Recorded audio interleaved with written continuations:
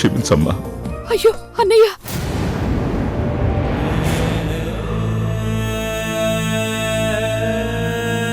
అన్నయ్య, అన్నయ్య, నిన్ను క్షమించడం ఏంటి అన్నయ్య?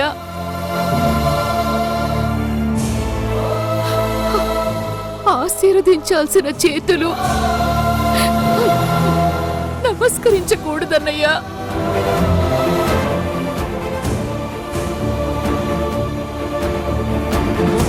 అన్నయ్య, ఇదిగో వీడు నా కొడుకు, నీ మేనల్లుడు.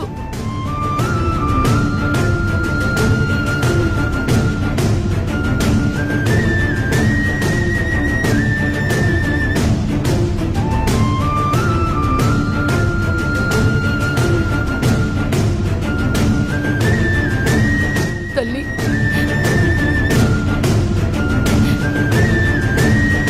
నా మేనకోడలు కదా, బంగారు బొమ్మలా ఉన్నావు తల్లి.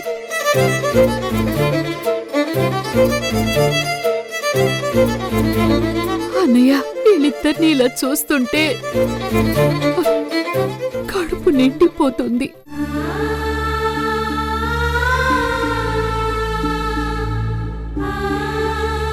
అన్నయ్య, ఈ చెల్లెలి ఆఖరి కోరిక తీరుస్తావా? తప్పు సరస్వతి, అలా మాట్లాడుకో, నీకేం కాదు.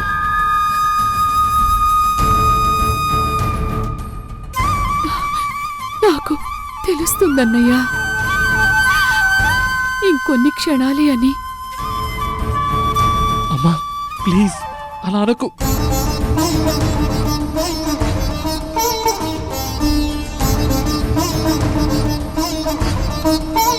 అన్నయ్య, కాదనవనే నమ్మకంతో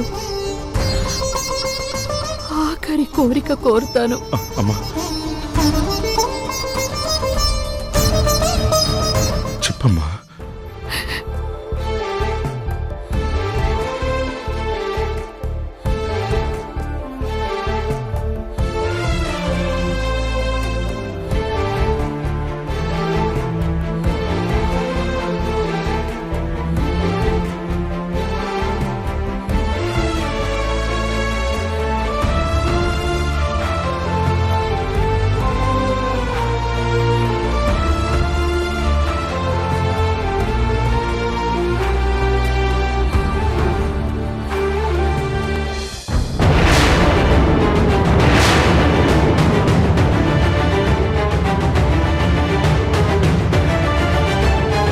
అమ్మా,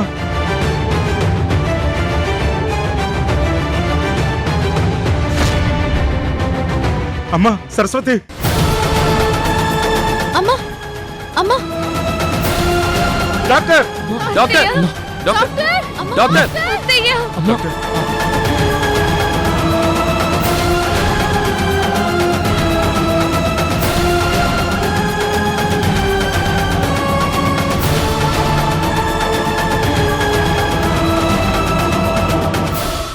ఐఎమ్ సారీ. అమ్మా అమ్మా,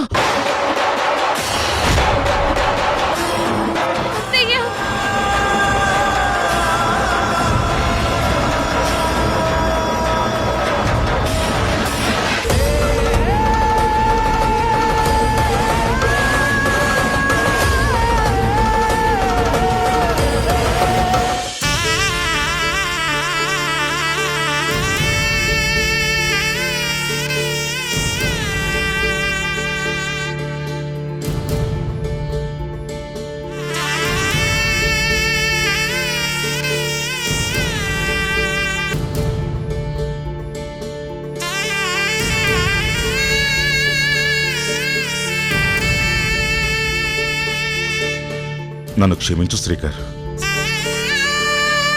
ఏదో పట్టుదలతో ఉన్నాను అనుకున్నాను గాని మూర్ఖంగా ఆలోచిస్తున్నానని గుర్తించలేకపోయాను.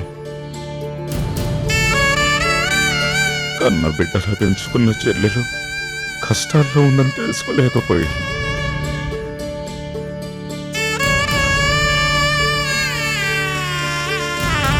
నా ఆఖరి సమయంలో ఈ అన్నయ్య ఆశ్రయం కోరొస్తే అనరాని మాటలు అన్నాను.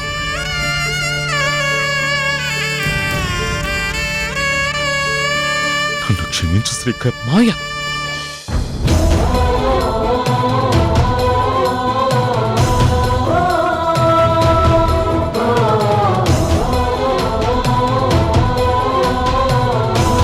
ఇదేంటి మావయ్య, మీరు నా కాళ్ళు పట్టుకోవడం ఏంటి? మీ అమ్మ కాళ్ళు పట్టుకుని క్షమాపణ అడగాలని ఉంది శ్రీకర్. కానీ ఆ భగవంతుడు నాకు ఆ అదృష్టం లేకుండా చేశాడు.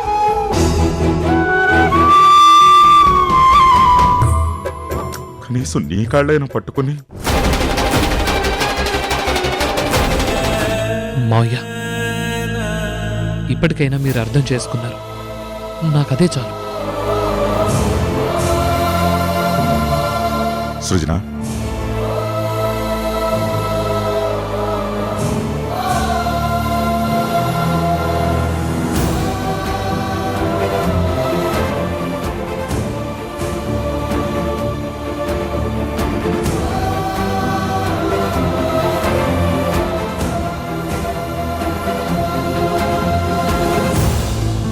శ్రీకర్, ఇవి నాకు ఎక్కడెక్కడ ఏ ఆస్తులున్నాయో వాటికి సంబంధించిన ఫుల్ డాక్యుమెంట్స్. ఆ ఆస్తులన్నిటినీ నీ పేరు మీదుగా ట్రాన్స్ఫర్ చేయించి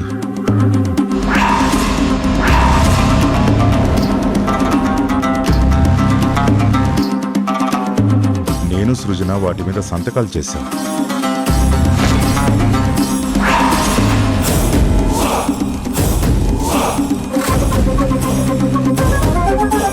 తీసుకో తీసుకో.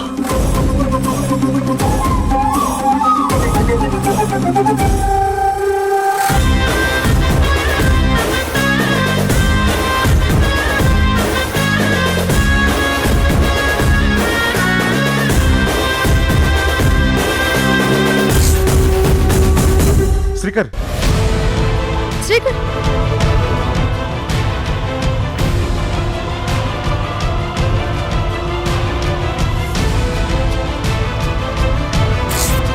శ్రీకర్, ఏంటి ఏంటి నువ్వు చేస్తున్న పని? మావయ్య, మీరు చేస్తుందేంటి?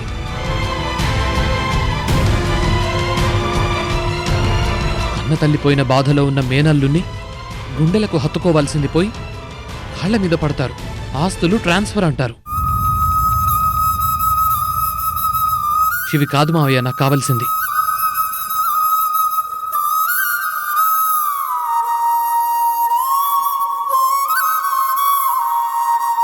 నాకు కావాల్సింది మీ గుండెల్లో చోటు. మీరిచ్చే ప్రేమ.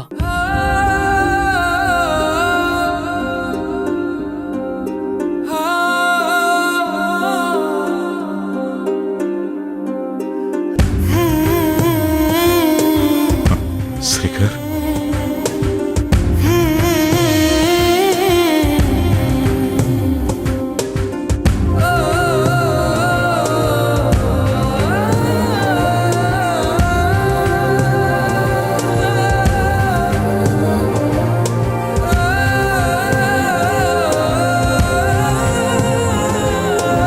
సరస్వతి కొడుకు అనిపించుకున్నా.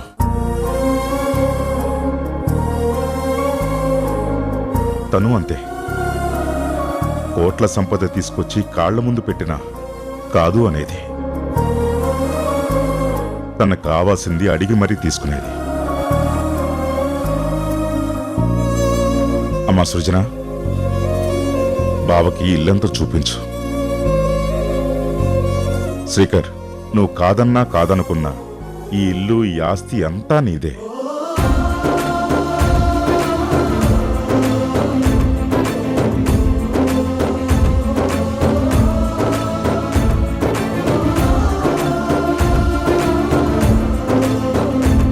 నీ ఇంట్లోనే మేముంటున్నాం. నీ ఆస్తికి కాపలాగా ఉన్నావనుకో. Feel like as it's your own. Srujana, తీసుకెళ్ళమ్మా, తీసుకెళ్ళి ఇల్లంతా చూపించు. రా.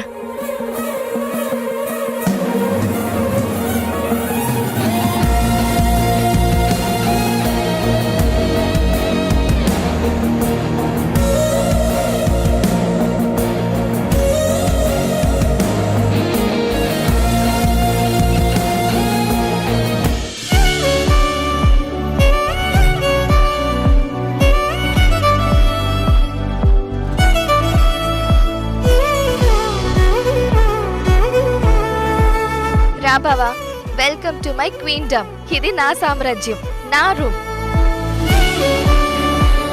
ఈ రూమ్ వరకు నేనెంతో ఇష్టపడి దగ్గరుండి మరీ ఇంటీరియర్ చేయించుకున్నాను. ఎలా ఉంది? బాగుంది, జస్ట్ బాగుందా? చాలా బాగుంది. నీకు నచ్చిందా? చాలా. అయితే ఇక నుంచి ఇది నీ రూమ్. వద్దులే సృజన. ఏ, నచ్చిందన్నావుగా? నచ్చింది, కానీ కానీ లేదు, కాకరకాయ లేదు. నువ్వు ఉంటున్నావు అంతే. వద్దు సృజన, నా మాట విను. నేను ఎవ్వరి మాట వినను, అందరూ నా మాటే వినాలి. నువ్వు ఇంతకాలం ఆఫీస్లో ఎంప్లాయీవి, ఇప్పుడు నా బావవి. సృజన బావంటే ఎలా ఉండాలి? లగ్జరీగా ఉండాలి, లగ్జరియస్ గా బతకాలి. ఏమనుకోకు సృజన, స్థాయి అనేది బంధుత్వాన్ని బట్టి కాదు, అర్హతను బట్టి పెరగాలి. అవన్నీ నాకు తెలీదు బావా. నువ్వు ఇక్కడే మాతో కలిసే ఉంటున్నావు అంతే. నాకు ఇక్కడికి రావాలనే ఉంది, మీతో కలిసి ఉండాలనే ఉంది సృజన. కానీ బంధువులా కాదు, బంధం కలుపుకుని రావాలనుంది. నిన్ను పెళ్లి చేసుకుని నీ భర్తలా నీ చిటికెన వేలు పట్టుకుని నీతో కలిసి ఈ ఇంట్లో కుడికాలు పెట్టాలనుంది. ఏం ఆలోచిస్తున్నావు? ఏమైనా ఆలోచించు, కానీ ఇక్కడే ఉంటాను అనే చెప్పు. ఇంత పెద్ద ఇంట్లో ఒంటరిగా ఎంత బోర్ ఫీల్ అవుతున్నానో తెలుసా? ఒంటరిగా ఏంటి? మామయ్య, మోహన్ బాబాయ్ వాళ్ళంతా ఉన్నారు కదా. వాళ్ళంతా ఉన్నా సేమ్ ఏజ్ గ్రూప్ వాళ్ళతో ఉండే ఫన్నే వేరు బావా. అయినా గోపి ఉన్నాడు కదా, నువ్వెంతో ఇష్టపడి ప్రేమించి పెళ్లి చేసుకోవాలని. అయ్యో, నీకు తెలీదు కదా. నీకొక సీక్రెట్ చెప్తాను, ఎవ్వరికీ చెప్పకు. ఏంటది? ముందెవరికీ చెప్పనని ప్రామిస్ చేయి. ప్రామిస్. అది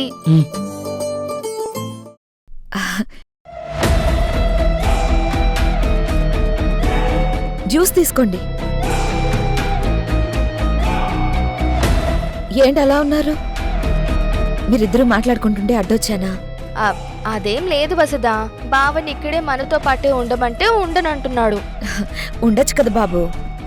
ఎక్కడైతే ఏముంది, ఒక ఫోన్ కాల్ డిస్టెన్స్. నువ్వొక్క ఫోన్ చెయ్యి, వితిన్ మినిట్స్లో నీ ముందుంటా.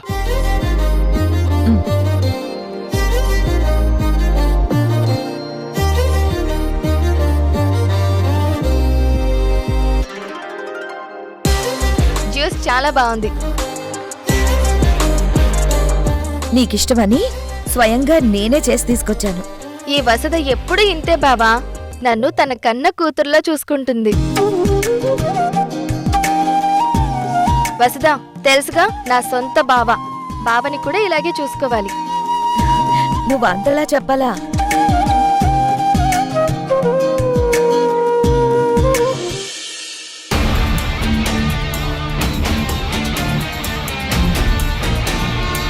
శ్రీకర్ గాడు బావ అని తెలిసినప్పటి నుంచే ఈ సృజన కాళ్ళు నేల మీద ఆనట్లేదు. దీని ఆనందం చూస్తుంటే గోపిగాడిని వదిలేసి శ్రీకర్ గాడిని పెళ్లి చేసుకునేలా ఉంది. ఏదో ఒకటి చేయాలి.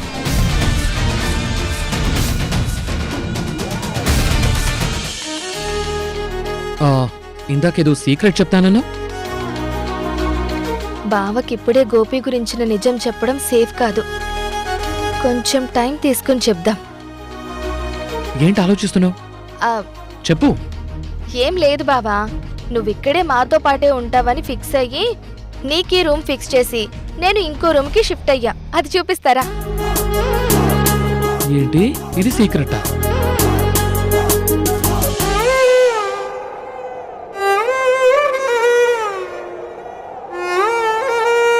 నమస్తే మేడం. ఏంటిది కొత్తగా? అప్పుడప్పుడు ఇలా పెడితే నా మీద కోపం కొంచెమైనా తగ్గి ఆ ట్రీట్మెంట్ అనే వంకతో నన్ను హింసించడం తగ్గిస్తారని చిన్న ఆశ మేడం. మీరు మామూలుగా చూస్తేనే నేను మాడిపోతాను. అలా కోపంగా చూడకండి, ఆవిరైపోతాను. ఏంటి ఈరోజు సార్ మంచి మూడ్లో ఉన్నట్టున్నారు, మాటలు బాగా వస్తున్నాయి. నేను ఎప్పుడూ ఇలాగే సరదాగా మాట్లాడతాను మేడం.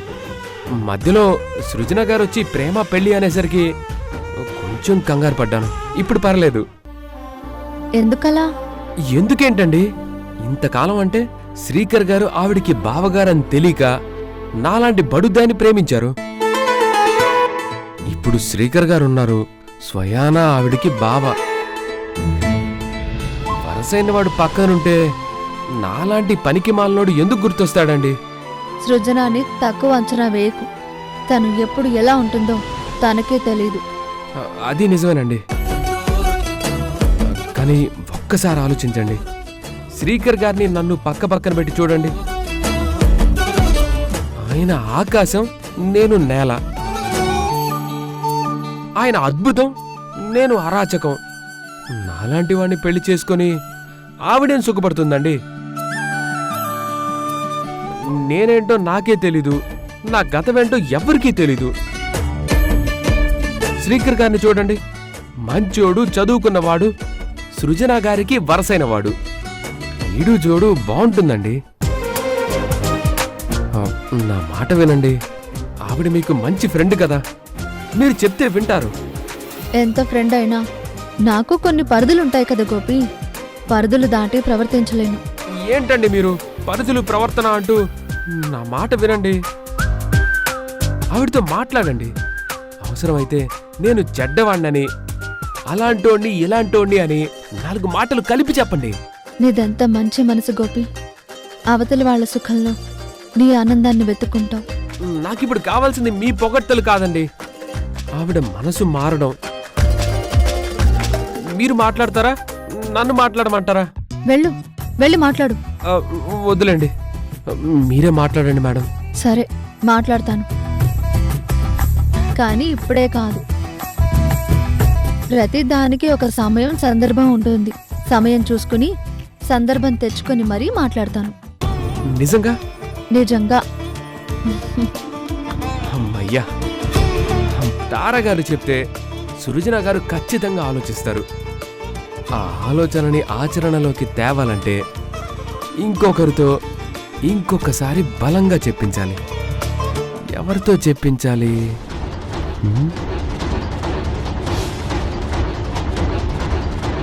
వసుధ.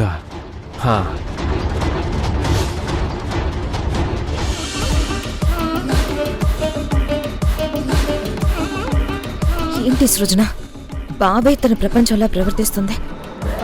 బావా పన్నీరు, బావే నాకు అన్నీను అన్నట్టు ప్రవర్తిస్తుంది. దీని తీరు చూస్తుంటే వాడు ఉండడానికి ఒక రూమ్ ఇచ్చి, తినడానికి ఒక కంచం ఇచ్చి, కుదిరితే ఇదే ముద్దలు కలిపి వాడి నోటికి గోరు ముద్దలు అందించేలా ఉంది. గోపి లాంటి తింగరోడ్ని దానికిచ్చి పెళ్లి చేస్తే దాని బతుకంతా వాణ్ణి చూసుకోవడానికే సరిపోతుంది. ఇప్పుడు ఈ ఆస్తినంతా కొట్టేయచ్చని నేను రకరకాల పథకాలు వేస్తుంటే, ఈ సృజన చేసే తిక్క పనులు చూస్తుంటే నా పథకాలకి పంగునామాలు పడేలా ఉన్నాయి. బావని ఇక్కడే మనతో పాటే ఉండమంటే ఉండనంటున్నాడు. వసుదా, తెలుసుగా, నా సొంత బావ. బావని కూడా ఇలాగే చూసుకోవాలి. ఈ సృజన చేసే చేష్టలు చూస్తుంటే గోపి గడిని లైన్ నుంచి తప్పించి శ్రీకర్ గడిని లైన్లో పెట్టేలా ఉంది. అదే జరిగితే వాడు సృజనకి మాత్రమే మొగుడపడు, ఈ ఇంటికి మహారాజు అవుతాడు. అప్పుడు నేను చేతిలో బొచ్చు పట్టుకొని ఇల్లు అడుక్కు తినాలి. వీడొక అమావాస్య చంద్రుడు. ఆకాశంలో ఉంటాడనే గాని గ్రహణం కమ్మినా మేఘం మూసినా కనబడకుండా పోతాడు. రా తమ్ముడు రా. ఏంటి తమ్ముడు, టీయా కాఫీయా? అక్క, నువ్వేంటి హౌస్ మేనేజర్ అక్క? అక్క, ఆలోచన అంటే గుర్తొచ్చింది. నాకు ఒక ఆలోచన వచ్చింది. అది ఎలా ఉందో చెప్పు. ఏంటి, నీ మెదడుకు కూడా ఆలోచనలు వస్తున్నాయా? అంటే గతమే గుర్తు చెయ్యలేని మెదడు కదా, అలాంటి మెదడు ఆలోచిస్తుందా అని. నాకు గతం మాత్రమే గుర్తులేదు, కానీ ఎవరేం చేస్తున్నారో, ఎలా ఆలోచిస్తున్నారో, ఏం చెయ్యాలనుకుంటున్నారో అన్నీ తెలుసు.